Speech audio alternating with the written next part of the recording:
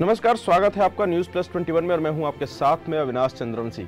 छत्तीसगढ़ में नई सरकार बनते ही कई संगठनों ने अपने हित में अपनी इच्छा जाहिर की है। आपको बता दें कि पिछले 5 सालों में कांग्रेस की सरकार में स्वास्थ्य संगठन जैसे कई बड़े संगठनों ने कई तरह के आंदोलन किए। अपनी मांगों को लेकर लगातार सरकार से वो बातचीत करते रहे, आंदोलन किए, लेकिन सरकार से केवल आश्वासन ही मिलता रहा। वहीं अब छत्तीसगढ़ में भारतीय जनता पार्टी की सरकार बन गई है और इस सरकार बनने के बाद जो संगठन के लोग हैं वो सरकार से उम्मीद जाहिर कर रहे हैं। आपको बता दें कि स्वास्थ्य संगठन के द्वारा जो है सरकार से उम्मीद और अपेक्षा जो है उनकी बनी हुई है। उनके द्वारा जो है सरकार के प्रति हम न्यूज़ प्लस 21 के माध्यम से अपनी इच्छा जो है जाहिर किया गया है।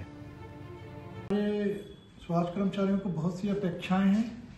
जैसे कांग्रेस की सरकार में माननीय मंत्री जी भी कोई पत्र लिख रहे थे या सीएम साहब भी लिखते थे, उस पर कोई कार्रवाई नहीं होती थी।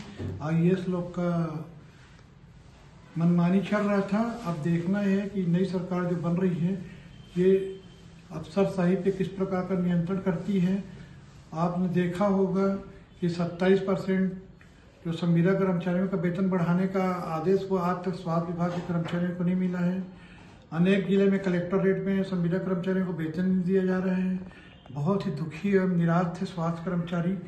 घोषणा होने के बाद हमारे द्वारा 6 दिन का आंदोलन किया गया था, नोटशीट भेजी गई थी माननीय मंत्री जी के द्वारा, कोई कार्रवाई नहीं की गई हुई अभी तक उस पर लंबित है। लोगों के क्या बोलना चाहिए, वेतन भत्ते लंबित हैं। मेडिकल का और टीए का बजट नहीं दे पा रही थी सरकार।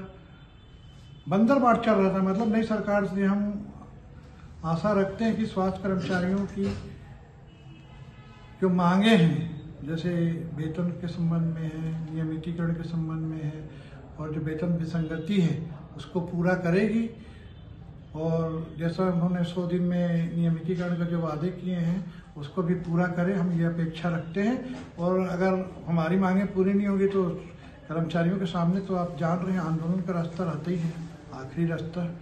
लेकिन अभी नई सरकार को हम लोकसभा चुनाव तक बिल्कुल हम समय देंगे और उनसे मांग करेंगे कि जो भी मांगे हमारी पूरी की जाए। वहीं इस बार मतदाताओं ने भारतीय जनता पार्टी पर अपना विश्वास जताया है, कर्मचारियों ने भी पूरा साथ दिया है। लेकिन अब छत्तीसगढ़ में भारतीय जनता पार्टी की सरकार बन गई है। आप लोगों के आंदोलन में लगातार वो साथ देने आते थे कि हम सरकार के खिलाफ लड़ाई लड़ रहे हैं, अब उनकी सरकार आ गई, क्या उम्मीद करते हैं आप? देखिए, स्वास्थ्य कर्मचारियों की बहुत ही ज्वलंत मांग रही है कि हमें भी 13 माह का वेतन दिया जाए, जिस तरह से पुलिस विभाग को दिया जाता है। स्वास्थ्य विभाग के कर्मचारी भी 24 घंटा काम करते हैं।